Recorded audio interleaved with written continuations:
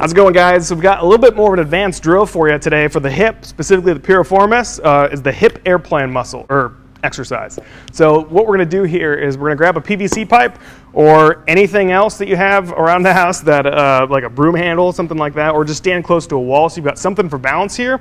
And what we're going to do is we're going to go ahead and stand on one leg. We're going to unlock the knee a little bit, and I'm going to hinge forward. And one thing I'm not doing is I'm not hinging through that low back. I'm not just kind of going down like this, but I'm keeping that low back nice and neutral, and I'm just hinging forward this way.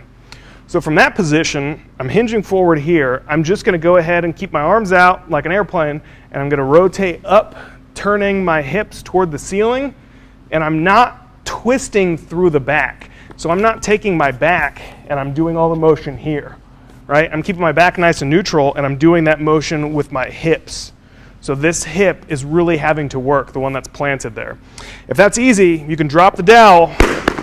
Got to get warmed up here. All right, got a few reps in me, hopefully. And we can do this without any sort of balance, right? So I'm going to unlock the knee here. I'm going to put my arms out, go this way, and we're just going to go up and down, back and forth, stabilizing on that one knee, or one leg. So if that's pretty easy, one thing I like to do to make this even tougher, if we need to, is change the tempo a little bit. So we'll make this a little bit more explosive here. So we're going to get back in that same position, no balance, and I'm just going to really kind of pop off on that hip.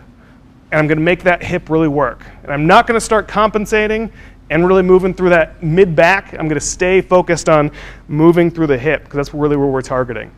So give this one a shot. It's pretty challenging. Let me know how you do, and be sure to let me know if you have any questions.